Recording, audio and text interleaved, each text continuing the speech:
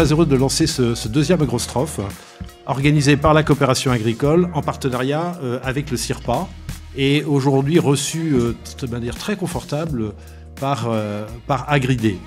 Après une première édition qui s'est tenue au Salon de l'Agriculture, on s'est dit que, comme ça avait pas mal marché, on allait continuer à le faire. Donc, c'est la deuxième édition. J'espère qu'il y en aura d'autres, n'est-ce pas, Marie-Laure ? Mais j'en suis sûre, Denis. Donc, bienvenue donc, dans ce deuxième numéro d'Agrostrophe, qui bénéficie cette fois d'une diffusion en direct. Voilà. La petite règle du jeu, on vous donnera la parole, mais plutôt en fin de séance. Puisque vous n'avez pas de micro, vous poserez votre question et Marie-Laure et moi, on la répétera pour que les teamers l'entendent bien. C'est parfait. Je prends le relais, comme prévu. Je complète les propos. Donc, bonjour à toutes et à tous. J'ai effectivement le grand honneur de représenter le CIRPA, qui est l'association des communicants agricoles. Et nous remercions vivement Agridé pour son accueil aujourd'hui. Pour cette deuxième édition qui en fait a une tonalité justement très think tank, on va le voir ensemble, donc ça c'est parfait, on est dans le think tank agricole Agridé qu'on ne présente plus pour cette deuxième édition, et donc pour entendre celles et ceux qui s'expriment, qui pensent l'agriculture du XXIe siècle, c'est vraiment le sujet du jour. À nos côtés, donc pour échanger, nous avons Philippe Ducroquet, et donc les deux auteurs et Jean-Paul Charvet, donc les deux auteurs de l'Atlas des politiques agricoles et alimentaires, sous-titre Comment nourrir la planète, sorti en février 2024, messieurs, aux éditions du Rocher. Philippe Ducroquet, vous êtes économiste et ingénieur, Jean-Paul Charvet, géographe, avec aussi des notions de géographie pour l'un et l'autre, et des notions d'économie. C'est comme ça que vous m'avez présenté les choses, mais le grand géographe, c'est vous, hein, c'est ce qu'on m'a dit. Si on veut. Disons cartographe. Et bien justement, il y a énormément de cartes dans cet atlas. Je poursuis les présentations. Merci en tout cas de votre présence parmi nous. Maximilien Rouer, biologiste et ingénieur agronome, passionné de transition depuis très longtemps, d'environnement. Maximilien, et tu es auteur, alors là, tout seul, je ne peux pas dire tout seul, parce qu'en fait, c'est un ouvrage, c'est signé donc Maximilien Rouer, ça s'appelle La France bleu, blanc, vert, aux éditions L'ADN, le Shift, et donc c'est une série de 40 entretiens sur les solutions pour s'adapter au changement climatique, et c'est intéressant, Maximilien, on est aussi à Agridé aujourd'hui, parce que dans ton ouvrage, tu as deux volets, rural et urbain, et c'est vrai qu'à Agridé, Agridé a été assez pionnier sur l'agriculture urbaine, il y a quelques années, il y a même eu des travaux et des colloques sur le lien entre rural et urbain. Et sans doute, tu nous diras qu'il y a peut-être des inspirations à avoir des deux côtés de ces deux volets. David Jaïs, bienvenue parmi nous. Merci de votre présence. Vous êtes co-auteur avec Xavier Desjardins de La Révolution obligée, réussir la transformation écologique sans dépendre de la Chine et des États-Unis. Waouh, c'est ambitieux. Vous allez nous dire comment sur les 30 ans à venir. Donc, c'est paru à Allard Édition. Chez Allard Édition, vous êtes normalien, enseignant à Sciences Po, et Xavier Desjardins est géographe et urbaniste. J'accélère un petit peu la thématique de cette édition, cher Denis. Nous en avons convenu ensemble, l'alimentation mondiale à l'aune des dérèglements géopolitiques et climatiques. Et c'est vrai qu'on va avoir là ensemble un échange et des angles intéressants et complémentaires. On a l'angle géopolitique avec votre atlas, messieurs, un angle géoécologique, si je puis dire, avec ton ouvrage Maximilien, et puis un angle aussi géoéconomique et un peu géopolitique aussi avec La Révolution obligée. Et avant de commencer, je parle longtemps, hein, mais je t'avais prévenu, hein, après c'est toi. Nous voulons rendre hommage à Bernard Pivot, puisque c'est vrai que c'est un peu lui qui nous a inspiré, qui t'a inspiré pour ce titre, hein, Denis, Agrostrophe. Et le regretté Bernard Pivot, et on voulait, chers invités, on ne vous a pas prévenu, on voulait vous poser la question de Bernard Pivot, la question traditionnelle. Quel est votre mot préféré et détesté relatif à l'agriculture ? Voilà. Un seul mot. Un seul mot. Le mot que vous préférez, qui est relatif à l'agriculture en général, et celui que vous détestez le plus. Oups, on fait à la suite. Nourrir. Nourrir. Et celui que vous détestez ? Laissez-moi réfléchir. Alors, on fera un deuxième tour de... La faim. Ouais, la faim. Très bien. Bah, c'est bien, vous vous complétez tous parfait, les deux. T'as raison, Denis. David. Je dirais paysan, mon mot préféré. Et mon mot détesté, même si on le charge de significations qui sont pas toujours, qui sont un peu approximatives, je dirais ferme-usine. Très bien. Ferme-usine. Ferme-usine. Très bien. Instructif. Donc on n'est pas loin, et en même temps, donc mon mot détesté, moi, c'est les agriculteurs. Voilà. Et mon mot préféré, c'est photosynthèse. Ah, le biologiste s'exprime là. Est-ce que Pardon. Ça y est, Mon mot détesté, c'est râleur. râleur. Ouais, voilà, comme ça, c'est dans le monde agricole, c'est un mot qu'on connaît un petit peu. Hein. Il n'y en a pas des râleurs dans le monde agricole? Ah bon? Mais du coup, on s'explique ou pas sur les mots? Vous aurez l'occasion après. Ouais. Voilà, vous aurez l'occasion. Est-ce que la technique, ça va bien? Vous nous entendez bien? On parle assez proche des micros. Parfait. Bah alors, on poursuit, Denis. Oui, alors on va peut-être présenter un petit peu plus les auteurs par le menu. Je vais commencer par David Jaïs, qui est donc à ma gauche, comme vous l'avez compris. David Jaïs, vous avez 34 ans. Vous êtes bardé de diplômes, désolé pour votre ego. Sciences Po, Normal, Sup, Elena, Master de Philo à Sorbonne, inspecteur des finances, etc. Vous êtes essayiste et chroniqueur, et de manière générale, apportez votre réflexion à la pensée et à l'action politique, au sens noble du terme. Vous êtes aussi à la Fondation Jean Jaurès, expert à la Fondation Jean Jaurès. Vous avez aussi contribué à l'Agence nationale de la cohésion des territoires, au feu Conseil national. C'était la DATAR. Parce que les gens ne connaissent pas le nouveau nom. Ah bah, comme ça, ils l'apprennent, là. Alors, l'ex-DATAR, c'est ça. Voilà. C'est ça. J'en étais même un des directeurs. Vous avez contribué aussi au feu Conseil national de la refondation. Présenté comme ça fait un peu techno, mais je rassure tout de suite les spectateurs d'Agrostrophe. J'ai déjà eu l'occasion de collaborer avec David Jaïs, on comprend tout ce qu'il dit. Hein. Vous commettez donc récemment avec Xavier Desjardins, géographe, la révolution obligée ou réussir la transformation écologique sans dépendre de Chine et des États-Unis. Parce que moi aussi, je voulais écrire un livre avec un géographe. Bah, J'en avais trouvé un. Le problème. Vous y dites en substance que, je vous les guillemets, notre transformation écologique n'a pas commencé. Avec de tels propos, j'espère que vous n'avez pas trop baladé sur les barrages agricoles de début mars, parce que les agriculteurs pensaient plutôt qu'elle était pas mal avancée. Mais bon. Quoi qu'il en soit, vous proposez une méthode que vous qualifiez vous-même de machiavélique, in media res, disait Machiavel. Vous nous direz tout à l'heure comment aller vite et droit. Oui. Petite précision, votre essai est très centré sur les GES, sur les gaz à effet de serre, essentiellement sa composante énergie, et peu sur l'agriculture et l'alimentation. Donc on peut se demander pourquoi on vous a invité aujourd'hui sur ce plateau. En fait, la réponse se trouve page 210. De la même manière qu'il existe plusieurs projets de société menant au zéro émission nette, il existe plusieurs voies menant à l'agroécologie. Tu as prononcé un gros mot, là, agroécologie. On en reparlera. Il y a quand même 2 chapitres sur l'agriculture. Non, mais bien sûr, il n'y a pas que ça qui... Les ouvrages sont d'ailleurs en vente à la sortie, pour dédicace, on ne l'a pas dit. Très bien. J'enchaîne avec Maximilien, selon le déroulé prévu. Maximilien, tu veux peut-être développer les 2 mots que tu as cités tout à l'heure. Hein. Je sens que tu as envie de développer. Les agriculteurs, pourquoi c'est un mot détesté? Parce qu'il n'y a pas... Ça sous-entendrait qu'il y aurait une communauté homogène. Voilà, les agriculteurs parleraient d'une seule voix, représenteraient un seul territoire, auraient un seul type de production. Donc, étant donné, évidemment, c'est totalement faux. Il y a quasiment autant d'agriculteurs que d'agriculture. Donc, j'aime bien la précision, j'aime bien la rigueur, et donc j'aime pas quand on généralise. Voilà. Donc, les agriculteurs, ça me gêne. On peut pas parler d'un céréalier de la Beauce comme d'un arboriculteur de la Drôme ou d'un maraîcher d'Île-de-France, voilà, pour être très caricatural là aussi sur cette phrase. Et ensuite la photosynthèse, parce que on oublie qu'à l'origine de la vie, il y a ce mécanisme qui nous permet à tous de vivre, de la bactérie jusqu'aux mammifères, dont nous.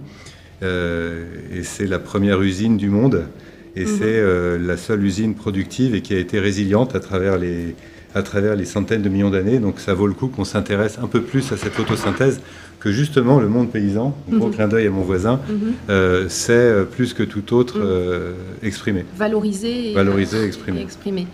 Très bien, ça me permet de faire le lien avec ton livre, qui a une structure originale. Je disais, c'est une 40aine d'entretiens. Il y a des gens qui sont dans les associations, dans des grosses entreprises, des DIRCOM, des dirigeants, etc. Tu les as tous questionnés. D'ailleurs, il y a Dominique Chargé, le président de la coopération agricole, qui a été interviewé. Et tu as donc développé 2 volets, monde rural, monde urbain, avec à chaque fois bleu, blanc, vert. Donc tu parles... il y a un gros chapitre sur les bassines, par exemple. Voilà, les rétentions, les retenues d'eau, retenue collinaire, voilà. collinaire. Bassine, Attention au justement, mot. je précise Eh que oui. avec rigueur, on n'utilise pas bassine, on utilise Ouais. retenue collinaire, et je pourrais développer, mais ce n'est pas qu'une affaire de vocabulaire. D'accord. Mais alors, tu as voulu en tout cas aussi proposer des solutions concrètes et dans l'urgence de l'adaptation, en fait. Est-ce En que fait, tu peux nous présenter un peu ton- le point de vue, c'est que c'est super de parler dans les salons parisiens, mais on va dire le concret se fait sur le terrain avec des infrastructures, écologiques ou pas. Le climat est en dérive ou en déroute, ou en tout cas, il y a un vrai changement. Comme dirait Jouzel, qui est interviewé au début du bouquin, donc climatologue de renom, le climat de 2040 est déjà fait. En revanche, les infrastructures pour faire face au climat de 2040 n'existent pas. Donc on a des infrastructures qui sont aptes au climat de 1850 ou de 1980, mais pas d'infrastructures pour faire face au climat qui vient, et notamment pour protéger, par exemple, les habitants des villes ou Oui. la production des campagnes. D'accord. Production agricole. Donc tout le sujet du livre, ça a été d'identifier des solutions, des infrastructures écologiques pour protéger les productions agricoles, si on est au cœur d'Agrostrophe, et d'en dimensionner le coût. Oui, il est beaucoup question de coûts dans ton livre. Hein. Voilà. À chaque fois, tu dis ça coûtera tant de milliards. Voilà, ça coûtera Sur tant 20 de ans. milliards. Donc c'est un vrai projet politique, si ça intéresse encore quelqu'un.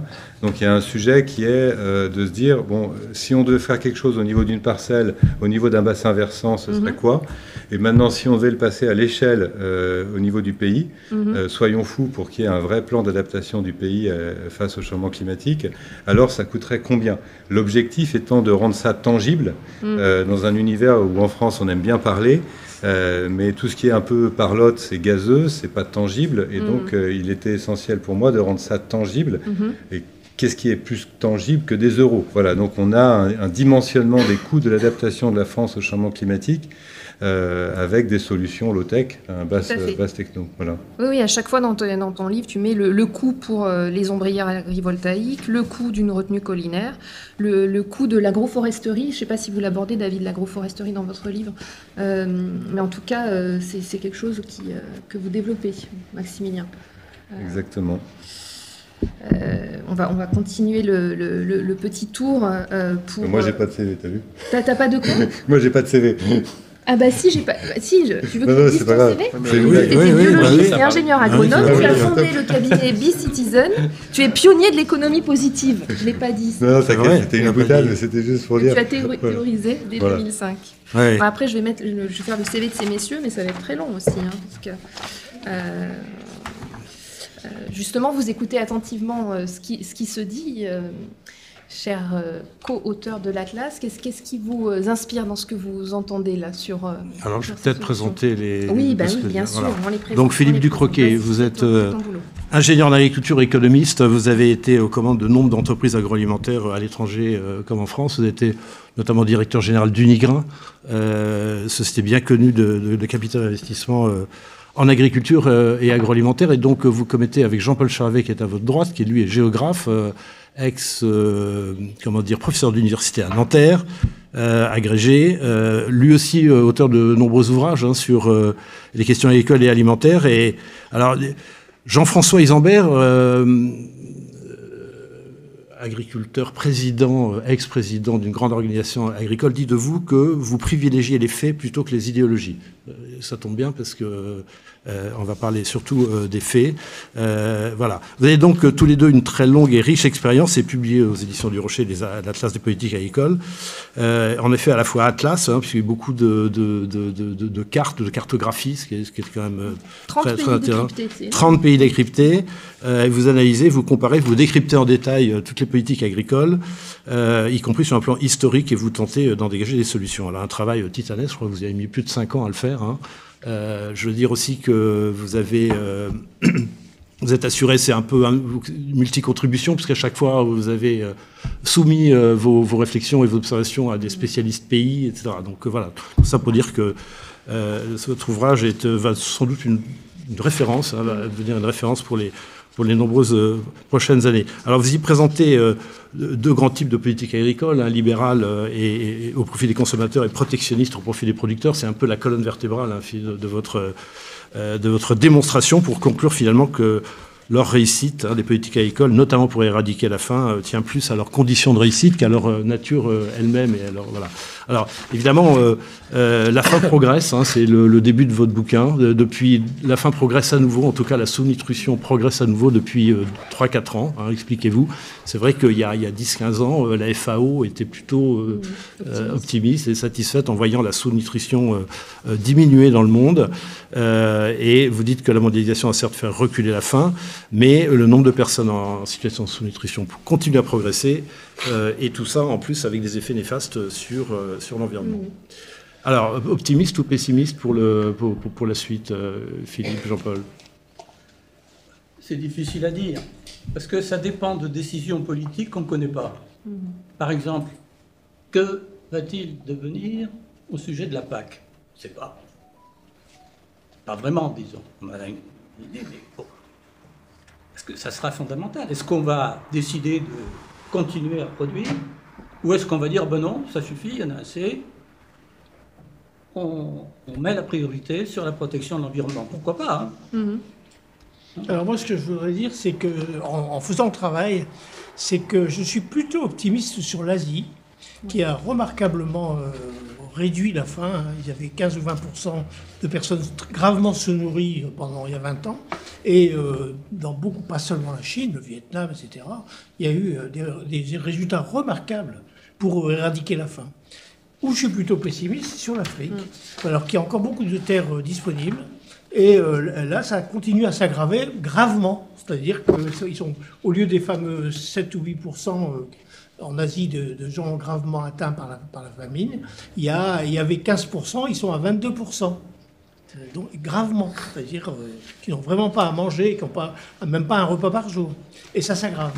Donc c'est assez contradictoire, mais vous posez la question pessimiste ou optimiste. L'Asie, j'ai l'impression que c'est bien parti, et l'Afrique, ça ne va pas dans ce sens-là. Alors, quid aussi, c'est un sujet que vous abordez, de la réserve de terre. Je vous dis dans une interview récente sur une chaîne de télévision, je crois, que la population mondiale a augmenté d'une vingtaine de %, mais que dans le même temps, le nombre, les surfaces cultivées ont augmenté que de 4%. Est-ce que, sachant qu'on attend encore 2 milliards d'habitants d'ici 2050, est-ce qu'on a des réserves de terre, les réserves de productivité d'une manière générale, de production et de productivité? De production déjà, et puis de productivité après. Je commence là-dessus. Les réserves de terre, c'est un sujet que j'ai bien bossé. Si on écoutait la FAO, il reste encore 2 milliards d'hectares disponibles, non cultivables, non cultivés. Bon. Pour les cultures, oui, c'est-à-dire bien séparer pour les cultures. L'élevage et les cultures. Alors ça serait pris, grosso modo, ça serait pris sur l'élevage.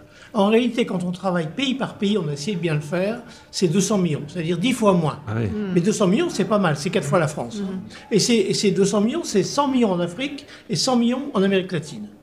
En Asie, il n'y a pratiquement plus de surface disponible. L'Asie, la Chine, on n'en parle pas. L'Inde, on n'en parle pas. Le Vietnam, il n'y en a plus non plus. Donc, si vous voulez, je pense qu'à l'avenir, la nourriture dont les 2 milliards de personnes en plus auront besoin, ça viendra essentiellement de la productivité et pas des surfaces, comme dans le passé. Donc 10 à 15% de la future nourriture viendra de la productivité. Alors c'est facile en Afrique, parce que nous on fait 70 quintaux hectares, en Afrique on fait 7 quintaux, avec du mil, du millet ou des céréales africaines. Donc il y a une marge de progrès énorme, qui fait que normalement ça devrait pouvoir se faire. Et, donc la question c'est la productivité, c'est un gros mot chez nous, et là-bas c'est quelque chose d'indispensable. Vous parlez de potentiel agricole, d'ailleurs. Oui, je parle de potentiel agricole. Oui. Donc les surfaces et les rendements, c'est l'un ou c'est l'autre. Et qu'est-ce qu'il en est ces fameux tchernosiums qui, avec le réchauffement climatique, seraient à nouveau disponibles? Parce que là aussi, la documentation... La Russie a du potentiel énorme. On dit qu'ils pourraient doubler leur production et tripler leurs exportations agricoles. Voilà. Céréalières. Bon, c'est pas demain. En réalité, en ce moment, les surfaces diminuent en Russie. Si on regarde les statistiques, les surfaces diminuent, agricoles. En raison de en raison du fait que, l'agriculture a été, comme dans beaucoup de pays, méprisée. Les paysans, dans presque tous les pays du monde, sauf peut-être aux États-Unis, les paysans, c'est la classe C'est la dernière classe. Les paysans, c'est quand même pas normal. Les paysans qui sont chargés de nourrir les gens, c'est la classe sociale qui meurt, qui souffre le plus de la faim. Ça, c'est vrai dans presque tous les pays. Alors venons-en justement au rôle des politiques agricoles et surtout au rôle de leur exécution, de leur gouvernance de ces politiques agricoles. Parce qu'en fait, comme je le disais tout à l'heure, toute l'architecture de votre bouquin, c'est cette espèce d'alternance entre politique libérale pour privilégier le consommateur, finalement le consommateur urbain, et politique protectionniste pour protéger l'agriculteur, voilà, schématiquement. Et vous racontez que sur les 50 dernières années, certains pays ont choisi l'une ou l'autre, mais il y a pas mal de pays en fait qui ont choisi l'une puis l'autre, etc. Donc, est-ce que vous êtes des adeptes du fameux concept stratégique du en même temps là, qui est assez à la mode là depuis quelques années en France? Bien sûr. Il y a un exemple qu'on connaît bien, la politique agricole commune. Bien sûr. Celle des années 60 et celle actuelle, sont quand même assez différentes. Mais parce qu'on est passé d'une logique d'efficacité pendant 50 ans à une logique d'efficience. On essaye d'être c'est plus compliqué le passage de l'une à l'autre, parce que c'est lié aux négociations du GATT. Finalement, l'accord qui a été passé entre l'Union européenne, parce que l'Europe, on ne sait pas trop ce que c'est, mais l'Union européenne, c'est déjà plus précis, et les États-Unis, ça aboutissait à mettre davantage de marché dans l'agriculture européenne, incontestablement. Bon, on pourrait le détailler, mais c'est détaillé.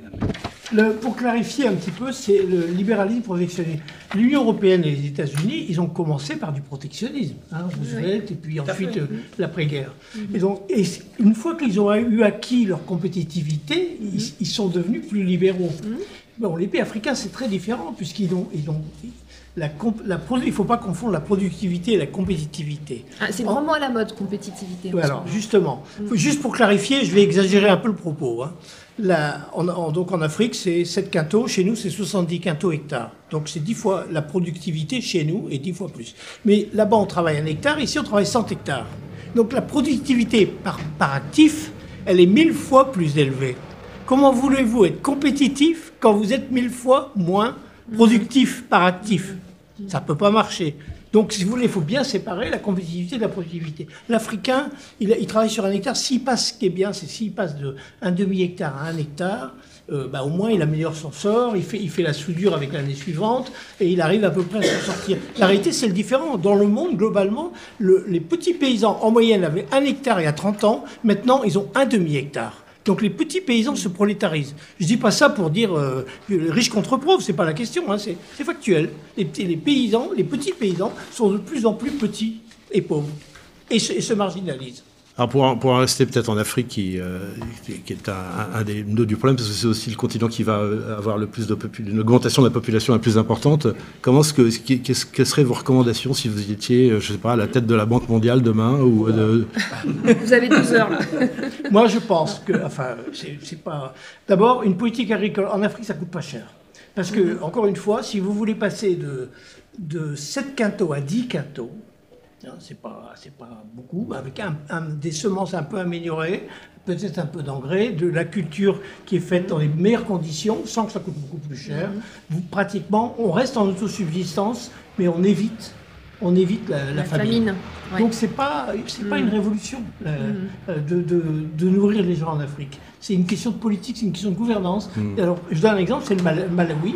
Le Malawi, le jour où ils ont refusé d'être libéraux, ce qu'exigeait la Banque mondiale, la FMI, etc., ils ont décidé de donner aux petits paysans un petit package avec un peu d'engrais, des semences un peu améliorées, et la sous-nutrition s'est améliorée. Alors ça n'est pas, c'est pas un miracle, parce que le jour où ils ont arrêté les subventions, on pourrait croire qu'une fois qu'ils ont acquis le savoir-faire et ça allait se faire de soi-même, non. Dès qu'on a arrêté les subventions, ça s'est arrêté. Donc c'est pas gagné. En plus, c'est une zone très instable, une zone de conflit. FMI, Non, pas le Malawi, mais... FMI, vous citez les organisations internationales, juste pour faire un petit insert, là, vous les désignez un peu comme responsables, justement, dans toutes ces politiques d'ajustement, etc. C'est trop facile. Oui, je vous tends la perche. Ce qui est sûr, c'est que comme en général, beaucoup de pays africains n'arrivaient plus à payer leurs factures et leurs dettes, ils ont été soumis aux conditions imposées donc à un libéralisme imposé par les organisations internationales. Ça me permet de faire une transition, Denis, parce que j'ai vu cette info dans Courrier International, messieurs. Justement, jamais les pays vulnérables au changement climatique n'ont été autant dans le rouge, et les États les plus touchés par le réchauffement des températures consacrent 15,5% actuellement de leurs recettes pour rembourser leurs dettes, contre 8% avant la pandémie de Covid. Donc c'est... bon. Voilà, on est encore... faut être optimiste. Hein. Voilà. Alors, si je peux rajouter un mot à ce sujet, oui.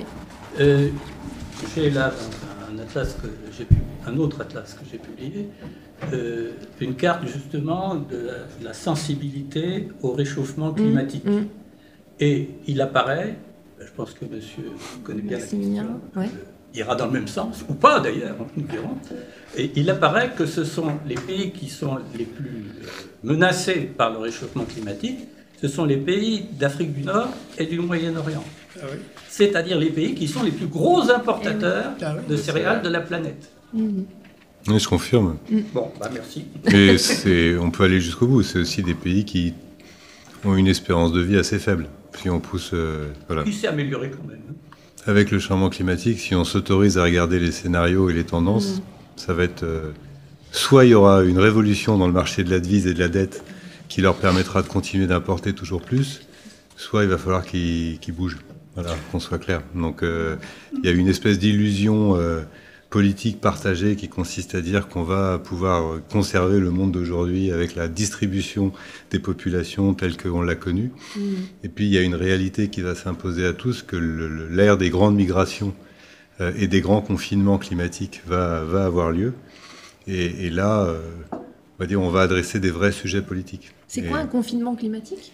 C'est le confinement qu'on a connu pendant le Covid. Et par exemple, c'est ce qu'ils ont connu en Asie du Sud-Est il y a quelques semaines. Pas d'école pour les enfants. Interdiction de sortir de chez vous, pas d'école, pas question d'aller au travail, etc. Vous êtes confinés parce que sinon vous risquez votre vie en allant à l'école, justement, en allant au travail, etc. Donc la notion de confinement climatique est née il y a quelques semaines au niveau tout ce qu'il y a de plus concret.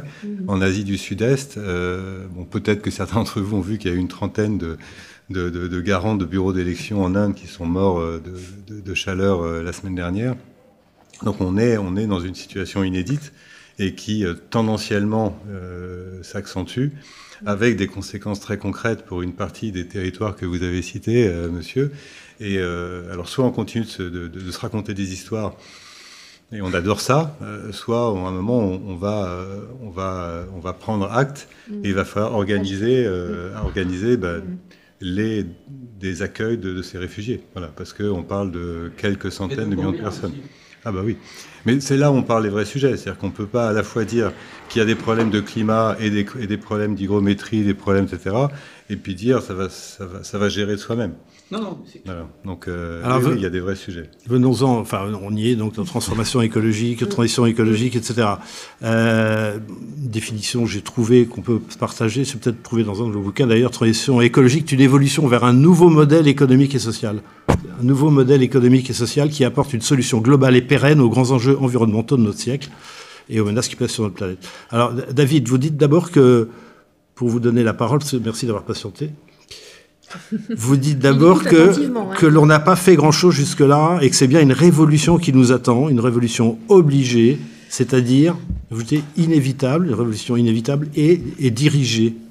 Alors, est-ce que vous pouvez développer ? Alors, là, ça dépasse largement le périmètre de l'agriculture, mais on n'a pas fait grand-chose au sens où on a l'impression qu'on fait parce qu'on en parle tout le temps en ce moment. On ne peut pas ouvrir une radio maintenant sans entendre parler de climat, d'adaptation, d'investissement dans la transition.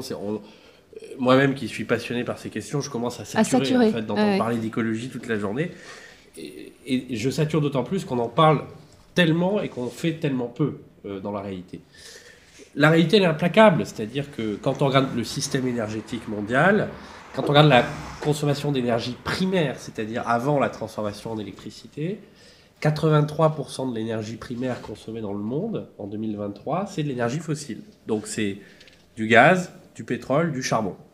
Et là, je parle en proportion. En 1983, donc il y a 40 ans, c'était déjà 83%. Je parle en proportion. Si je passe en valeur absolue, il est évident qu'on a une accélération énergétique très forte, puisque il a bien fallu construire des milliers de centrales à charbon en Inde et en Chine pour permettre à la classe moyenne de satisfaire à ses usages de base, d'électricité dans les maisons, dans les villes, qui poussent comme des champignons en Chine, etc. Et donc le problème qu'on a, et en France on adore se battre, c'est le seul pays, la France, qui a érigé en clivage idéologique les pro-nucléaires et les pro-énergie renouvelable. Bon, nulle part ailleurs, on considère qu'il y a le camp des renouvelables et le camp du nucléaire. Mais quand on regarde les graphiques qui sont fournis par l'Agence internationale de l'énergie sur l'énergie primaire, on voit que le nucléaire et le renouvelable additionnés, ça ne représente aujourd'hui que 14-15% de la consommation d'énergie primaire. Et qu'il y a une énergie renouvelable qui est beaucoup plus importante aujourd'hui que l'éolien ou le photovoltaïque, c'est l'hydroélectricité. Bon. Et donc, l'enjeu, il est absolument considérable, et c'est pour ça qu'avec mon co-auteur, on parle de révolution énergétique et industrielle. Parce qu'une révolution industrielle, c'est quoi? Alors, il y a beaucoup de débats dans la science économique et en histoire de l'économie, surtout, sur les causes d'une révolution industrielle. Quand on regarde la révolution du 19e siècle, il y en a qui disent que c'est d'abord un contexte politique favorable à la liberté et à l'innovation. Il y en a qui disent que c'est la physique newtonienne qui va permettre l'essor de l'expérimentation, des tâtonnements et donc des inventeurs. Il y en a d'autres qui disent que c'est des logiques très particulières d'accumulation primaire du capital. Bon, donc il y a une sorte de controverse scientifique pour savoir qu'est-ce qui a provoqué la révolution industrielle. Mais là où il y a un consensus absolu de la communauté des historiens, c'est qu'une révolution industrielle, ça doit satisfaire au moins 3 critères. Le premier, c'est un changement de régime énergétique. Et ça, c'est ce qu'on voit très nettement au XIXe siècle avec l'entrée du charbon dans l'équation. Une entrée qui d'ailleurs se fait progressivement, c'est-à-dire qu'en 1850, le charbon ne pèse encore que pour 5% du mix énergétique mondial. Et à la fin du siècle, du XIXe siècle, c'est 50%. C'est-à-dire qu'en 50 ans, le charbon est devenu l'énergie reine. Donc il y a un changement de régime énergétique. La deuxième dimension, c'est qu'il y a tout un système d'innovation qui va permettre des gains de productivité et des gains de confort matériel. Par exemple, la machine à vapeur et le charbon permettent la locomotive et donc le train, et donc une révolution des modes de transport. On passe de la malle-poste au train. Le 19e siècle, c'est le siècle où l'Europe se couvre de voies ferrées. L'Europe, la Russie, tous les romans du 19e siècle sont pleins de scènes de train, parce qu'à cette époque-là, on est fasciné par cette incroyable innovation qui s'appelle le train. Les impressionnistes aussi. Et les impressionnistes aussi. Ouais, ouais. On construit des gares, on construit des milliers de kilomètres de voies ferrées. Et d'ailleurs, les écoles. Et la troisième dimension, qui était essentielle, c'est le taux d'investissement dans l'économie. Parce qu'évidemment, pour financer ce changement énergétique et ces innovations technologiques, il faut ce qu'on appelle des capex. Il faut de l'argent. Il faut de l'argent. Et c'est de l'argent public, mais c'est aussi de l'argent privé. Et le taux d'investissement dans l'économie britannique, par exemple, il passe de 9% à la fin du XVIIIe siècle à près de 15% en 1850. Pourquoi? Parce qu'il faut, et donc vous connaissez, vous avez tous fait un peu d'économie, épargne égale investissement, donc il faut un taux d'épargne qui soit satisfaisant, et tout ce qui est investi, c'est ce qui n'est pas consommé, donc c'est de la consommation en moins. Et il me semble, en tout cas il nous semble, c'est la thèse que nous défendons dans ce livre, mais on n'est pas les seuls à la défendre, Jean Pisani-Ferry l'a fait aussi à sa façon, avec sa macroéconomie de l'action climatique, que nous sommes confrontés à une révolution industrielle, puisqu'on doit changer de système énergétique, on doit sortir des énergies fossiles, donc à proprement parler, on doit changer de système énergétique. Deuxièmement, on va avoir toute une série d'innovations technologiques qui résultent ou dépendent de ce changement de système énergétique. Je prends juste un exemple, c'est les voitures électriques. À partir du moment où on électrifie la mobilité, on va mettre en place des bornes de recharge à la place des stations-service. Donc il va falloir ergonomiser tout ce changement et toujours progresser dans l'innovation. Et puis la troisième dimension, c'est là encore un effort d'investissement. Si je prends juste l'énergie, c'est 4 à 5 points de PIB. C'est pas moi qui le dis, c'est l'Agence internationale de l'énergie. Si j'ajoute tous les autres toutes les autres sphères, c'est-à-dire le logement, l'agriculture, les transports, en dehors du poste énergie, même s'il y a des choses qui se recoupent, là on arrive plutôt à 7 ou 8%. Alors on pourrait se dire 7 ou 8% du PIB, c'est comment on va faire? C'est absolument infinançable. Bon, en réalité, pour financer une révolution industrielle, 7 ou 8%, c'est pas insupportable en soi. Et comme tous les économistes le savent, ce qui compte dans l'investissement, c'est le retour sur investissement. Et c'est là que j'en viens quand même. Donc vous avez bien compris les 3 dimensions. C'est le système énergétique, système d'innovation et taux d'investissement. Pourquoi est-ce que nous parlons de révolution obligée? Parce que cette révolution va se dérouler dans des conditions et des contraintes inconnues jusqu'alors. Si je reprends mes 3 points, système énergétique, au XIXe siècle, qu'est-ce qu'on a fait? On a ajouté le charbon à un socle énergétique existant. En l'occurrence, la biomasse et les énergies renouvelables. On utilisait les windmills, comment ça s'appelle, les moulins à vent, les moulins à eau. On prélevait du bois dans les forêts. Blanche, tout ça, On se chauffait avec le bois des forêts. D'ailleurs, on a une déforestation dès le XVIe siècle parce qu'on prélève trop de bois dans les forêts.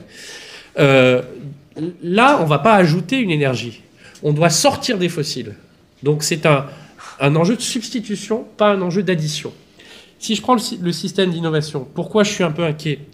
Parce que au XIXe siècle, le système d'innovation, il a généré d'immenses gains de productivité. D'ailleurs, la croissance, ce qu'on appelle la croissance, on a l'impression que la croissance est un fétiche qui a toujours existé. Non, la croissance n'est qu'une lointaine conséquence indirecte de la révolution industrielle. C'est-à-dire que ce qui a permis la révolution industrielle, c'est le changement énergétique et les systèmes d'innovation qui créent des gains de productivité, qui créent de la croissance économique. Quand on regarde toute la transformation écologique qu'on va devoir faire, les gains de productivité et les gains de confort ne sont pas évidents. Pourquoi? Parce que passer de la malle-poste au train, on voit très bien ce que ça nous fait gagner en termes de temps, en termes de sécurité, en termes de confort. Donc les gains sont évidents. Les voitures électriques, c'est toujours des voitures. Donc qu'est-ce qu'on va gagner par rapport aux voitures thermiques? En plus, il faut qu'elles soient plutôt plus sobres. Il faut qu'elles soient moins lourdes, moins consommatrices, moins émettrices en cycle complet. Donc les gains de productivité et de confort sont pas évidents. Les avions, on peut toujours rêver de l'avion hydrogène. Pour le moment, c'est compliqué. Il n'y a jamais eu autant de trafic aérien d'ailleurs. Oui, les chiffres sont sortis. Avant le Covid, on est reparti sur plus qu'avant le Covid. Alors ça, c'est parce qu'effectivement, on continue sur des trends qui ne sont pas soutenables. Mais ce que je veux dire, c'est que du coup, les gains de productivité, les gains de confort, pareil sur la maison. Vous voyez, ce que je veux dire, c'est que dans le discours ambiant, on est plutôt sur l'idée qu'il va falloir faire de la sobriété, diminuer la consommation de ressources, diminuer la consommation de matière. Votre livre, la décroissance obligée? Justement, parce que on en parlera peut-être tout à l'heure, mais moi je suis pas un apôtre de la décroissance, en tout cas, ou alors ça dépend ce qu'on entend par décroissance. Si la décroissance c'est de diminuer les flux physiques qui servent à la production globale, c'est pas que je suis pour, c'est que c'est inéluctable. Mais en revanche, je crois qu'on peut continuer à créer de la valeur. Oui. Et à innover, et c'est ça le sujet, en consommant moins de flux physiques. Justement. Je termine sur la 3e dimension, c'est très important. Sur le taux d'investissement, et ça va tenir en une phrase. Pourquoi est-ce que là encore on a une contrainte? C'est qu'au XIXe siècle, pourquoi est-ce que tous ces épargnants se sont précipités, les emprunts russes par exemple, sur le financement de la construction de chemins de fer et de l'industrialisation de l'Europe au XIXe siècle? Mais parce que c'était des taux de retour sur investissement qui étaient absolument fantastiques. C'était 11, 12, 13, 14%. Là, pour les raisons que je viens d'indiquer, cette révolution industrielle ne nous amènera pas des TRI à 2 chiffres. Elle nous amènera, dans le meilleur des cas, des TRI à 1 chiffre. Et dans probablement beaucoup de cas, des TRI nuls. Donc, c'est une révolution obligée, parce que c'est une révolution qui se déroule avec beaucoup plus de contraintes. Voilà, et d'incertitudes que celle qui s'est déroulée au XIXe siècle. Contraintes et incertitudes, pour autant, le sous-titre de votre bouquin, c'est « Réussir la transformation écologique sans dépendre de la Chine et des États-Unis », et vous consacrez pratiquement un tiers à la Chine aux États-Unis, pour dire quelle est leur trajectoire, quelle est la trajectoire qu'ils ont. J'avoue que c'est assez interpellant, c'est pour ça. Et vous dites, finalement, ne faisons pas comme eux, mais ce qu'ils font... Contrairement à ce qu'on peut penser, on dit la Chine ouvre des centrales à charbon tous les jours, machin, etc. Mais ils sont en train de vérifier ces trois triptyques là. Ils font pas rien, parce que longtemps le discours auto-satisfait des Européens, c'était de dire les Chinois et les Américains, c'est des pollueurs, ils font n'importe quoi, etc. En fait, c'est plus compliqué que ça. Les Chinois, en fait, ont commencé les premiers. C'est-à-dire que dès les années 2000, ils ont compris le potentiel qu'il y avait dans la transformation écologique. Et donc, ils ont commencé à travailler là-dessus. ils ont travaillé notamment sur la filière photovoltaïque. C'est-à-dire que dès la fin des années 2000, ils se sont mis à être surcapacitaires sur la production de panneaux photovoltaïques en subventionnant massivement leur industrie naissante de panneaux photovoltaïques. Alors à ce moment-là, on regardait ça de loin en disant bon, c'est une industrie naissante, donc il faut un peu de protectionnisme et de subvention, mais ils retireront les haubans quand elle sera mature. Tu parles, Charles. Et en plus, au même moment, en Europe, on était frappé de plein fouet par la crise des dettes souveraines, qui fait que, et c'est vrai que ça coûtait très cher aux finances publiques à ce moment-là, on a retiré les aides à l'investissement et les tarifs réglementés de l'énergie solaire. Et donc, l'effet de ciseau entre une Chine qui a énormément subventionné son énergie photovoltaïque naissante et une Europe qui a démantelé les mécanismes de soutien à l'investissement, à l'installation des panneaux et des tarifs réglementés, a effondré littéralement la filière photovoltaïque européenne. Okay. Et ce qui était intéressant, c'est qu'on s'est dit, bon, ils font ça sur le photovoltaïque, mais ils vont s'arrêter là. Et en fait, ils ont fait ça ensuite sur les batteries électriques, et ils ont fait ça en 5 ou 6 ans, et c'est pour ça que ça va vite, sur les voitures électriques. Et aujourd'hui, la Chine est en train d'envahir le monde de voitures électriques. Pour la première fois, le 4e trimestre de l'année 2023, ce n'est pas Tesla qui était le plus gros vendeur et le plus gros exportateur de voitures électriques, c'est le chinois BYD, qui en plus a le mérite de faire des citadines entrée de gamme ou milieu de gamme à des prix défiant toute concurrence. Et là, en ce moment, dans Paris, ils sont en train d'ouvrir des boutiques de retail, enfin de distribution un peu partout. Je ne sais pas si vous les avez vus. Mais donc, ils sont à l'offensive. Donc, c'est une naïveté de penser que la Chine ne fait rien. Et les États-Unis, ils ont réagi plus tardivement. Ce qui est intéressant, d'ailleurs, c'est qu'on disait avant, les Américains innovent, les Chinois imitent et les Européens réglementent. Maintenant, c'est plutôt les Chinois qui innovent, les Américains qui imitent. Et les Européens, ils réglementent toujours, je vous rassure. Mais les Américains ont réagi quand même avec des plans de soutien budgétaire qui s'appellent Bipartisan Infrastructure Act et Inflation Reduction Act, qui consistent en des subventions massives financées à fonds perdus, évidemment grâce au dollar américain, pour les producteurs d'énergie décarbonée, pour les industriels, etc. Alors ce qui est vrai, ce qui est un peu pervers, c'est que les Américains peuvent financer l'émergence d'une industrie décarbonée, d'une industrie verte sur leur sol, dans des conditions attractives, parce qu'ils ont par ailleurs des prix de l'énergie fossile qui sont extrêmement faibles depuis la révolution du gaz de schiste. Donc là où c'est un peu pervers, c'est qu'en fait les Américains financent en partie leur décarbonation grâce à un accès à l'énergie fossile qui est beaucoup plus faible, beaucoup plus facile et à un prix beaucoup plus faible qu'en Europe. Alors vous allez jusqu'à chiffrer tout ça aussi un petit peu comme Maximilien, mais à un niveau plus macro, on va dire. Et les sommes sont abyssales, enfin les sommes en jeu, les financements publics. Mais il ne faut pas trop se laisser impressionner par les montants. Moi, j'ai une théorie sur ça maintenant, c'est que parce que toute la journée, on entend parler de milliers de milliards. Bon, déjà, c'est tellement d'argent que c'est abstrait. Et surtout, le vrai sujet, ce que je disais tout à l'heure, c'est que s'il y a du TRI, les gens investissent de toute façon, parce qu'il y a de toute façon tellement d'argent aujourd'hui épargné dans l'économie mondiale que il y a plus d'argent que de projets. Il y a plus d'épargne que d'investissement. Donc le sujet, c'est pas est-ce qu'on va trouver cet argent. Le sujet, c'est est-ce qu'on va créer des conditions qui vont assurer des taux de retour à défaut d'être mirobolants qui seront satisfaisants. Et surtout, qui paye pourquoi ? Parce que quand on parle d'investissement, l'investissement, ça se décompose en plusieurs poches. Il y a la poche de l'État, donc c'est les contribuables. Il y a la poche des entreprises et du secteur privé au sens large. Et puis, évidemment, il y a la poche des ménages, pas sous forme de contribution fiscale, parce qu'on pourrait dire, au final, l'État et les ménages, c'est la même chose, sauf que l'État investit l'argent des contribuables, mais les ménages, on peut attendre d'eux aussi qu'ils investissent. Par exemple, si j'achète une voiture électrique, si j'achète une pompe à chaleur, c'est un CAPEX, j'investis.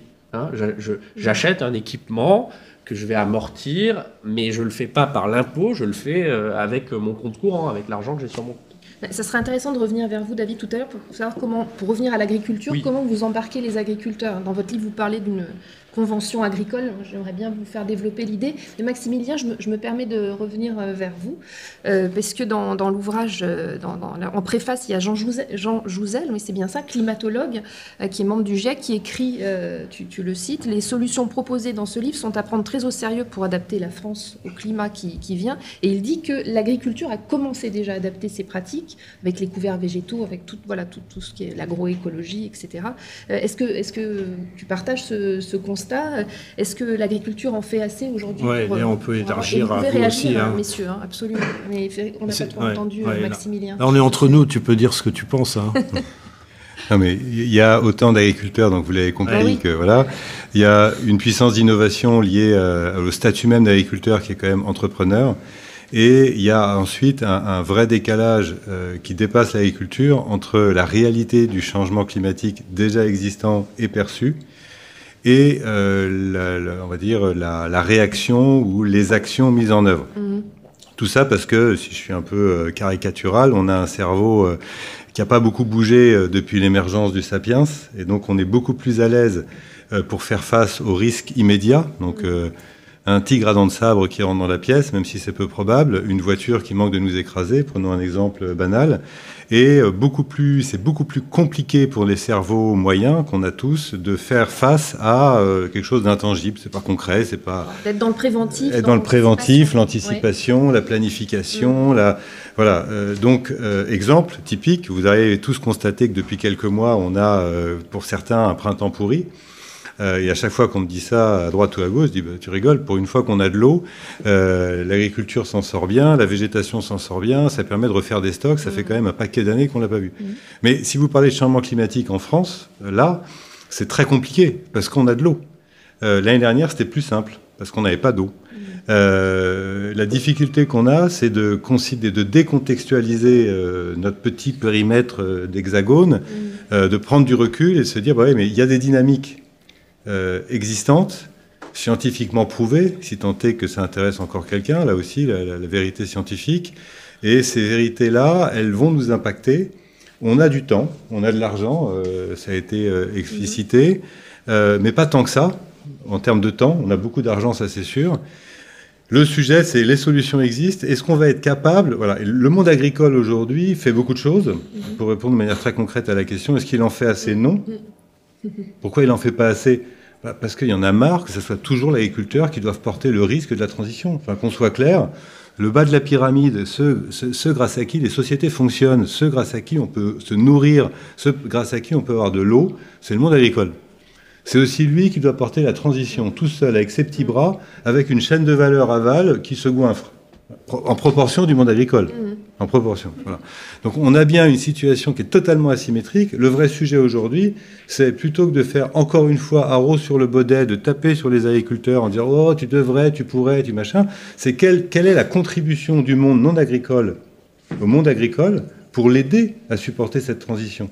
Parce que là, je suis d'accord avec David aussi, on va parler de milliers de milliards d'euros. Ce sont des infrastructures qui prennent de la place sur les territoires. Donc, ce sont des retenues collinaires, voilà, petites, multiples. Oui. L'agroforesterie qui consiste à mettre des protections avec des arbres qui, avec leur canopée, vont casser les vents des séchants, couper les vents des séchants et couper l'effet de sèche-cheveux ou de grille-pain des canicules. Ce sont des ombrières photovoltaïques à 6 mètres de haut pour permettre le passage des machines et protéger là aussi les cultures de cet effet grille-pain. Tout ça, ça coûte de l'argent. Est-ce que c'est l'agriculteur qui peut? L'agriculteur, il ne peut plus. L'agriculteur, il n'a pas les moyens de s'équiper de ce type d'infrastructure qui coûte cher. Donc, il doit, à un moment, y avoir une décision collective de protéger ce qui est pour moi les fondements de la société, qui sont les fondements en termes de nécessité. Encore une fois, on ne tient pas 3 jours sans boire, on ne tient pas une semaine sans manger. Et c'est très drôle ou pas, mais il faut revenir à ces fondamentaux. On a besoin de cette population agricole qui est aujourd'hui ultra minoritaire. Il faut pouvoir les protéger eux-mêmes. Les protéger, c'est les équiper avec des infrastructures pour qu'ils continuent d'exercer leur métier. Ces infrastructures représentent un risque hors de portée des agriculteurs. Donc il faut que le reste de la société, et pas que la filière agricole au sens large, s'en investisse. C'est-à-dire que le monde de l'automobile, des infrastructures de construction, des équipements sanitaires. Bref, tout le monde non agricole en vienne à financer ces infrastructures, tout simplement parce que demain, sinon, on n'aura plus rien. Et ça, dans mon bouquin, j'en appelle à un petit clin d'œil à une technologie qui s'appelle la responsabilité élargie des producteurs, donc qui a été mise en place depuis 90 en France sur les emballages, qui est aujourd'hui intra-filière. L'objectif, une des propositions du livre, c'est d'en faire une proposition interfilière, c'est-à-dire que l'ensemble des filières non agricoles, non alimentaires viennent au secours des filières agroalimentaires et au premier rang desquelles le monde agricole, pour pouvoir lui permettre de faire face au changement climatique qui est en train d'arriver. Comme une solidarité, en fait, mais nécessaire alors. Comme une espèce de CVO, C'est un de tes mots. CVO réinventé. Ouais. Voilà. Alors, Jean-Paul et puis David. Votre intervention. Au fond, il faudrait trouver un financement destiné aux agriculteurs qui gèrent mieux l'environnement. C'est ça, qui leur permettent de se défendre, environnement, en tout cas qui leur permettent de se défendre contre un changement climatique qui mortel. Voilà. Et alors, sur un point de détail, vous avez évoqué l'agroforesterie. Très bien. Ça marche. Mais pour l'agriculteur, il y a un vrai problème, c'est que la culture, le capital tourne sur une année, en gros. Par contre, les arbres, le capital, il tourne sur 20 ans. Même plus. Et alors là, oui, encore dans le meilleur des cas. Hein. Donc là, il y a un vrai problème de financement. Et c'est super, ça veut dire qu'on a enfin des sujets à traiter et qu'on arrête de raconter des carabistouilles. Non, mais voilà. Là, il y en a. Donc en fait, il faut inverser le rapport causal. C'est pas, il y a un problème, c'est comment on fait la réponse. Le sujet, c'est plus le pourquoi. Le sujet, c'est on doit faire face au changement climatique. Alors, soit on laisse tomber l'agriculture, ça c'est aussi un choix, mais je ne pense pas qu'à Agrostrof, c'est le sujet. Donc si on se dit il faut qu'on défende l'agriculture, c'est-à-dire quelles sont les infrastructures qu'on doit mettre en place. Et ensuite, vous avez complètement raison, on est complètement d'accord, ça va demander de réinventer les systèmes de financement, de réinventer les cycles de financement, mais encore une fois, au profit de qui? Et là, le sujet pour moi, c'est au profit du monde agricole, parce que nous en sommes directement tributaires, et nous ne sommes que l'expression de cette population qui nous permet de vivre. Donc nous devons en urgence nous orienter vers la protection de cette population et créer les conditions de la survie de cette population en finançant les infrastructures de protection de la production agricole. Et oui, il y a quelques sujets, mais ce ne sont que des sujets, on va dire, analytiques, algorithmiques, financiers, économiques. Ce ne sont pas des sujets scientifiques, ce ne sont pas des sujets physiques. On ne pourra rien faire s'il fait 50 degrés pendant 3 mois sur une parcelle et qu'on a juste les grains de blé qui attendent de griller au soleil, comme on l'a vu en juillet 22. Vous vous souvenez? Les champs noirs de maïs, les champs noirs de tournesol. Bon, donc on va vers ça, et de manière structurelle et régulière. On doit avoir des solutions que j'appelle parasols. Et on doit s'organiser pour éviter ça au monde agricole, de toute urgence. David. Parlons de l'agriculture maintenant, parce que c'est le sujet du jour. Je pense qu'il y a 3 problèmes qui expliquent la crise agricole qu'on a connue, mais tout ça, c'est l'écume d'un malaise qui est beaucoup plus profond. Le premier problème, me semble-t-il, c'est que, contrairement aux fastueuses années 60, nous n'avons pas de vision partagée de l'agriculture de demain. C'est-à-dire un récit vers où on va et comment on fait en sorte... Un cap qui embarque. Un cap très clair et qui embarque au maximum. Un cap n'embarque jamais tout le monde. Hein. Je vous rappelle que Michel de Baptiste, il a été menacé de mort. Il ne faut pas penser que... Parce qu'on a un récit héroïque a posteriori où on se dit, bon, voilà, Michel de Baptiste et Edgar Pisani se sont serrés la main et puis on va moderniser l'agriculture. Non, tout ça c'est compliqué. On ne fait pas d'omelette sans casser des œufs. Hein, et on casse de la vaisselle. Quand on transforme profondément des systèmes, il y a quand même des millions de gens qui ont quitté le monde rural, les champs, la vie agricole, etc. Je vous rappelle qu'en 1945, 40% de la population active, c'est encore de la population qui travaille. Alors pas que dans les champs, mais dans l'économie rurale, au sens large. Aujourd'hui, 250 000 actifs agricoles à peu près, ou un peu plus. 350 000, 250 000 exploitants. Deuxième point, vous avez eu 3 points. Alors ça c'est le premier point. Donc il y a besoin d'une vision, mais je pense que cette vision après il faut la présenter par scénario, c'est-à-dire parce que en fait aujourd'hui on peut pas dire la modernisation agricole c'était simple, c'était une sorte de il fallait organiser l'exode rural, déverser les emplois agricoles dans l'industrie, gagner en productivité, en compétitivité. Là, on a des tensions entre économie et écologie qui sont très subtiles et très dures à résoudre. Donc il faut travailler par scénario. Le deuxième point, c'est que pour réussir ce que tu décrivais tout à l'heure, c'est-à-dire supporter ce risque et cette charge d'investissement qui est absolument immense pour l'agriculture, c'est pas possible dans le système qu'on a aujourd'hui. Alors d'ailleurs, moi, le système qu'on a aujourd'hui, parce que visiblement, je vais vous lire avec intérêt, mais vous dites, on est soit protectionniste, soit libéral. Moi, je suis pas capable de dire si le système français ou européen, il est protectionniste ou pas. Soit. Voilà, moi, je pense que c'est un hybride. Bah oui, c'est ce qu'on est. Voilà. C'est-à-dire qu'on essaie de produire quand même de la nourriture qui soit le moins chère possible pour les consommateurs. En même temps, on a fait les prix garantis, ensuite on a fait les subventions. Donc c'est vraiment un mix. Ça dépend de chaque situation. Voilà. Un pays comme de l'histoire et de la géographie. Je donne juste un exemple, le Botswana. C'est un pays qui est un grand désert. Il y a peu de population. Pour faire de la production, ça coûterait extrêmement cher. Et ils ont des mines de diamants infinies. Donc, c'est quand même logique, si vous êtes à la place des dirigeants de ce pays-là, de décider d'être libéraux. Bien sûr. Vous n'allez pas vous mettre à produire en plein désert, alors vous avez du pognon comme on peut grâce aux diamants. Ou l'Arabie Saoudite qui va faire la même chose. Alors qu'à l'inverse, le Brésil, c'est un pays qui peut tendre vers l'autosuffisance et vers le plus d'autonomie possible. Donc ça dépend vraiment des situations. Absolument. Le curseur, vous ne le mettez pas au même endroit. Vous voyez, là, ce que tu nous dis, c'est qu'il y a des milliers de milliards d'euros d'investissements à financer. Le modèle actuel, aujourd'hui, on a un modèle qui est quand même pas très efficace parce que il coûte très cher aux contribuables, il faut quand même le dire. En France ou en Europe ? En France et en Europe. Ouais, les deux. Mais, bon, il coûte très cher aux contribuables, il paye pas bien les agriculteurs. Et il réussit pas très bien la transition environnementale. Oui, il a donc, montré ses limites. on coche aucune des cases, d'une certaine manière. Donc, on pourrait se dire, en première intention, on pourrait se dire, vu qu'il y a énormément de dépenses d'infrastructures, d'investissements, etc., fonctionnarisons les agriculteurs. C'est-à-dire, après tout, tout ça est tel... Et on a déjà eu des expériences de... C'est pas une très bonne solution. Mais c'est ce que j'allais vous dire. Un kolkhoz. Mais on a déjà eu des expériences de fonctionnarisation de l'agriculture. Au contraire, David, il faut en faire des chefs d'entreprise agricoles. Alors attendez. Pour faire ces transitions. On a déjà tenté ça au XXe siècle, ça n'a pas très bien marché. En réalité, moi, je ne crois pas du tout à ça. Je crois à l'exact inverse. C'est-à-dire qu'il faut sortir d'une approche PAC dépendante, et c'est marrant parce que vous avez commencé la discussion sur la PAC, c'est-à-dire que pour moi, il faut d'abord retravailler en profondeur les mécanismes de création de la valeur. C'est-à-dire comment est-ce qu'on arrive à vivre de son travail. Il y a la valeur de la nourriture qu'on produit, de la production agricole en général, et il y a la valeur environnementale au sens large, l'énergie, le stockage de carbone, les services écosystémiques et la biodiversité. Et il faudrait en fait réfléchir à un modèle de création de valeur dans lequel tous les agriculteurs, idéalement, pourraient ne vivre que de ça. Et la PAC, ça n'est qu'une cerise sur le gâteau. Et ensuite, on pourrait rebaser profondément.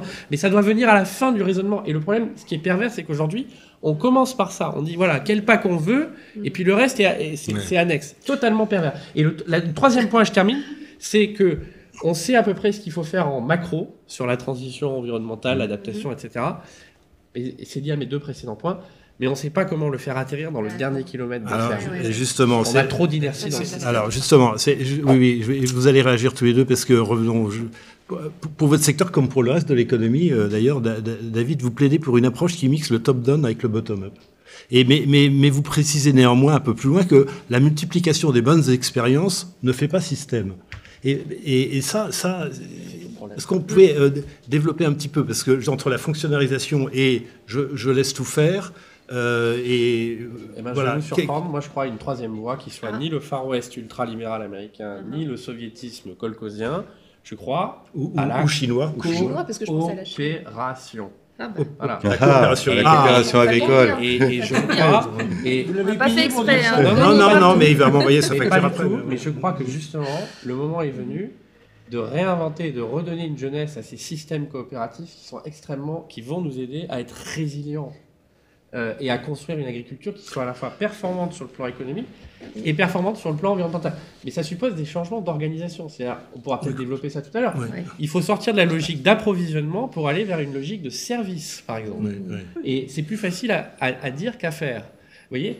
Donc il y a toute une gouvernance à réinventer pour arriver à justement soutenir les agriculteurs comme des chefs d'entreprise responsables, mais qui n'y arriveront que s'ils mutualisent que s'ils partagent et que s'ils coopèrent. C'est pour ça que vous parlez de convention agricole. C'est Exactement. votre terme aussi. Ouais, sur ce registre de la méthode, vous dites à un moment donné, j'ai perdu mes notes que je vais redire de mémoire, si c'est ça, finalement dans un contexte libéralisé de commerce mondialisé, l'essentiel pour survivre est de parvenir à demeurer compétitif, avec des prix de revient suffisamment bas.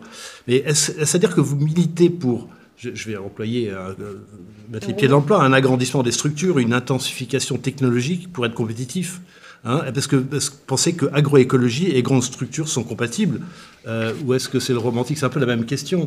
Le romantique small is beautiful qui doit s'imposer. Attention, les fermes-usines, c'est pas votre mot préféré, David. Oui. On va laisser de côté momentanément l'agroécologie. Pour moi, elle n'existe pas. Oui, alors ça, c'est ce que vous dites. Vous dites finalement, on ne peut pas industrialiser l'agroécologie, vous dites. Hein, oui. Excellent, que je suis très bien et qui est très cohérent. J'ai l'impression que nous parlons là de la France, de l'Union européenne, Oui. et puis quid des paysans asiatiques, africains, et alors que nous soulignons, on parle de l'évolution des structures, on souligne que le système comme il est parti, il y a environ, actuellement sur la planète, disons environ 800 millions d'agriculteurs, hein, un peu moins d'1 milliard, ça baisse quand même pas mal récemment. Et certains économistes nous disent, mais attendez, avec 100 000 exploitations, ça suffit. Oui. On nourrit tout le monde. Et là, on rentre facilement dans un système comme le vôtre. Alors, qu'est-ce qu'on fait des 700 000 millions. Des 700 millions. 700 millions. Oui, pardon. Sans être idéologique, encore une fois, les faits vont dans ce sens. Les très grandes exploitations, plus de 5000 hectares dans le monde, ça représente déjà 20% des surfaces agricoles. Et la tendance augmente. Les toutes petites exploitations, qui représentent 85% des surfaces, moins de 2 hectares, qui représentent 85% des surfaces agricoles, diminuent de plus en plus, je l'ai dit tout à l'heure. Donc, factuellement, c'est les gros qui... C'est pas pour dire que les gros, ils gagnent, mais la réalité, c'est ça. Il y a quand même une spécificité française, c'est-à-dire que ce qu'il faut comprendre, parce qu'on entend souvent des discours débiles de gens qui connaissent l'agriculture qui disent la modernisation agricole, ça a été l'agrandissement considérable des exploitations. Pas du tout. Le choix qui a été fait en France, après la Seconde Guerre mondiale, et on a fait le même choix d'ailleurs dans la médecine, et je vais essayer de vous montrer pourquoi, c'est de préserver un système de petits indépendants tout en socialisant une partie des risques et des pertes. C'est-à-dire, en gros, on a préservé l'unité de base de la structure familiale.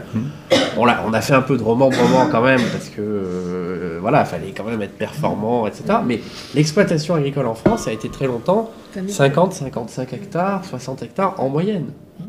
En moyenne.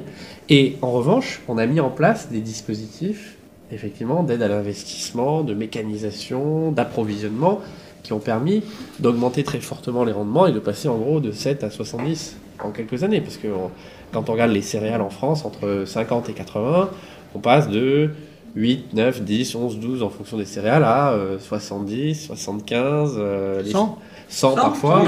Voilà. Donc disons qu'on passe de 25 à 100. Et d'ailleurs, ce qui est très intéressant, c'est que les gains de productivité ont été très forts dans les années 60-70 et après ils plafonnent. Et pourquoi ils plafonnent ?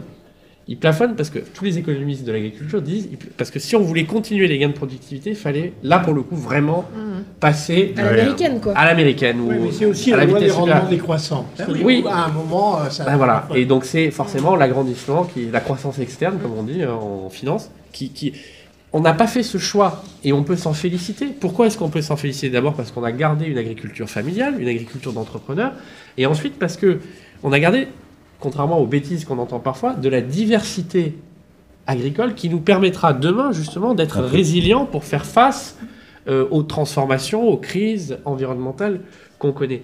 Il faut absolument préserver ce modèle. Et moi, je pense qu'en fait, la France, je connais mal le reste de l'Europe, c'est pour ça que je vais lire avec passion votre livre, mais la France a la chance d'avoir un modèle exceptionnel qui nous rend potentiellement performants pour faire face aux défis qu'on a à affronter au XXIe siècle. Mais il faut le moderniser. Et surtout, il faut qu'on partage collectivement une vision et qu'on ne soit pas simplement dans des échanges d'invectives ou des cris d'orfraie à chaque fois qu'on veut toucher un morceau du modèle. Pour alimenter, Je ne sais pas si vous avez vécu cette expérience de prendre une voiture et de vous faire 1500 km sur la Corn Belt aux États-Unis. Non. Voilà. Donc, moi, j'ai vécu ça, c'est assez sympa. C'est le même champ pendant 1500 bornes. Il n'y a pas de haie là. Donc vous avez maïs pendant 1500 bornes. Oui. Ah, tu connais Alain? Firme Alain. Kentucky. Donc c'est un truc assez étonnant, en vulnérabilité, etc. En productivité, pendant un temps, en tout cas, c'est intéressant. Mais moi, j'aimerais revenir au basique, là aussi un peu scientifique. La géologie de la France n'est pas la géologie du monde. La France a, comme on dit, 450-550 terroirs. Mais si vous regardez la carte géologique, peut-être que certains l'ont vu, la carte géologique de la France, c'est l'histoire de la géologie du monde en une toute petite concentrée. Et cette expression de géologie, c'est aussi la diversité des terroirs et des topographies. Et voilà, on a en France une singularité qui ne se prête plutôt moins que d'autres à la massification, etc. Alors je sais que certains rêveraient d'avoir, comme au Brésil, des fermes de 5000 hectares et puis finalement même un agriculteur par département. Qu'est-ce que ça serait simple? Je pense que ça se plie pas vraiment ou ça se cale pas vraiment avec la géographie et la pédologie, donc l'étude des sols qu'on a en France et même pour la plupart des pays européens. Une fois qu'on a dit ça, il y a le deuxième point d'attention, c'est le passé n'est pas l'avenir. Donc et heureusement pour nous, parce qu'avec l'IA, il restera quelque chose à l'homme, au sens, notre cerveau n'est pas un algorithme, et c'est pas parce que le passé a eu cette dynamique que le futur restera dans cette dynamique, comme tu l'as dit, David. Heureusement qu'on a cette diversité, encore un peu de diversité, pour faire face à ce qu'il est en train d'advenir. Là aussi, ça sera dué, donc on aura de la massification, de la productivité, de la technologie, de l'innovation, mais on aura aussi différentes formes, aussi bien de gouvernance comme on l'a déjà aujourd'hui entre les SCEA, les GAEC, etc., etc. Donc, on va avoir un florilège de types de gouvernance, comme on a un florilège de types d'exploitation, et comme j'espère, on aura un florilège de types de protection, qui est mon sujet du jour, sur l'adaptation au changement climatique. Mon sujet, moi, central, c'est ne raisonnons pas toutes choses égales par ailleurs. Ne raisonnons pas, par exemple, avec un climat stable qui n'existe plus, et soyons capables d'intégrer cette réalité qui s'impose à nous, qui s'impose à tous. Et s'il vous plaît, collectivement, soyons en mesure de contrer notre cerveau du poisson, ou le cerveau du poulet plutôt, c'est-à-dire le cerveau qui est juste algorithmique, qui est juste en tendanciel, qui est juste en prévision, et celui qui va être un peu plus curieux et va être capable d'intégrer cette variable majeure qu'est le climat, tout simplement pour qu'on n'obère pas notre avenir. Et toute la chaîne doit intégrer ce schéma. C'est-à-dire que dans ton livre, tu cites quelqu'un de chez Bonduel qui a la communication au développement durable et qui dit, nous, il faut qu'on s'adapte à tous ces changements. Les légumes, ils n'arrivent plus de la même façon à la même saison, tout se concentre. On est dans une instabilité de production croissante. Et nous, industriels de l'agroalimentaire, on doit s'adapter aussi. Donc Bonduel, on connaît la marque éponyme, on connaît... Est-ce qu'on sait que le petit pois industriel est aussi sensible, même plus que la canne à sucre, dans sa distance à l'usine? Peut-être pas. Voilà, il faut quelques heures quand on a coupé le petit pois extra fin pour l'amener à l'usine pour en faire des boîtes, si tout d'un coup le changement climatique fait que le producteur qui était à 60 bornes passe à 250 km, l'usine, l'actif industriel, n'a plus de raison d'être. Donc on a bien ici quelque chose d'extrêmement tangible. Un effet domino, en fait. Avec un effet domino, un effet de glissement des producteurs, etc. Et je ne parle même pas des semenciers. Voilà, si on dit... Donc il y a une organisation à mettre en place, mais ne raisonnons pas toutes choses égales par ailleurs, sinon on se fourvoie. Ok. David. Juste un mot, j'ai l'impression qu'on est tous bien alignés sur la vision. Je voudrais quand même partager une inquiétude, c'est-à-dire que pour qu'il y ait de l'agriculture, je ne suis peut-être pas le mot agriculteur, il faut qu'il y ait des paysans, il faut qu'il y ait des agriculteurs. C'est votre mot préféré. Vous savez que 50% des propriétaires de terres agricoles sont domiciliés en résidence principale à Paris. Et donc, moi, mon sujet, c'est qu'en fait, il faut qu'on ait... Si on veut commencer, il faut d'abord se dire c'est quoi un paysan au XXIe siècle.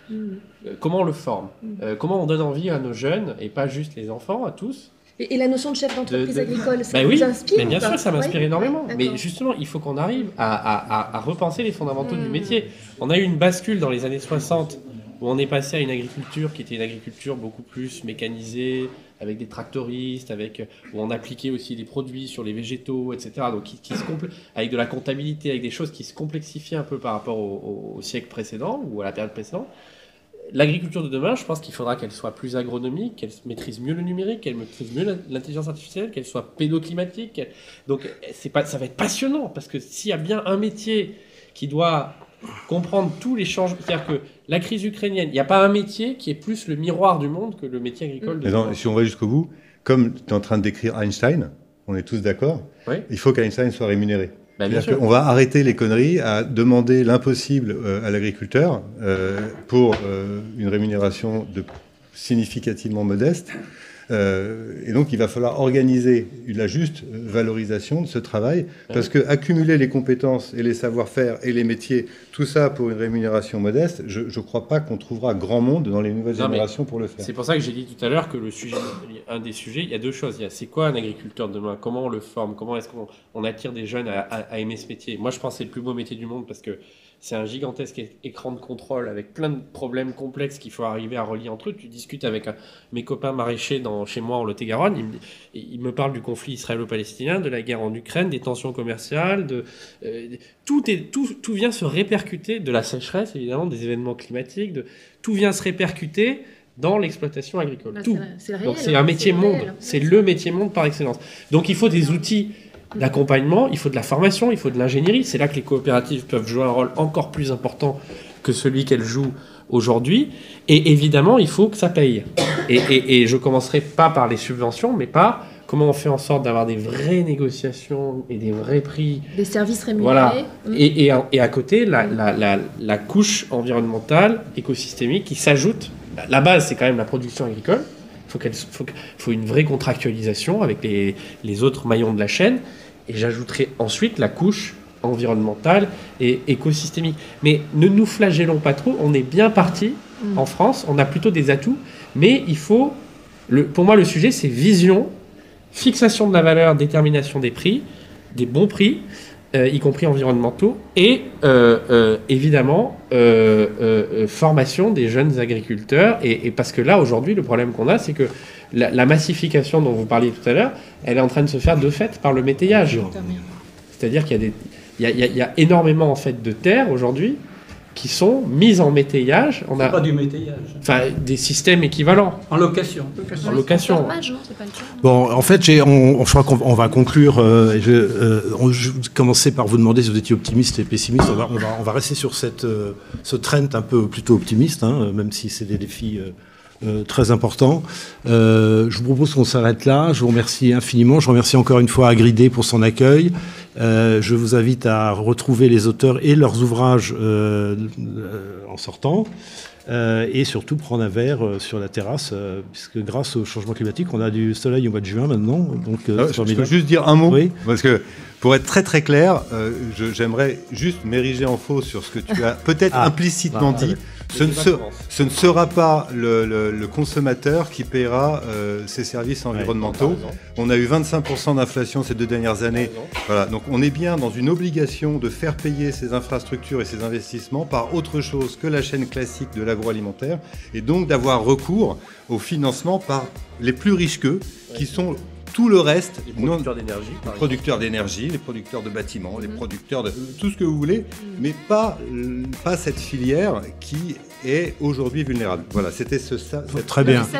Merci. Et on est d'accord. Voilà. Et c'était difficile, effectivement, en 1h30, même avec des auteurs aussi brillants et érudits, de faire le tour de la question qui était quand même un peu une macro-question, quoi. Hein. Voire de faire le tour du monde, parce qu'on en avait évoqué en préparant cet entretien. La Thaïlande nous disait que c'était un modèle aussi. C'est un peu dommage, mais on finir. Je me fais gronder par Denis.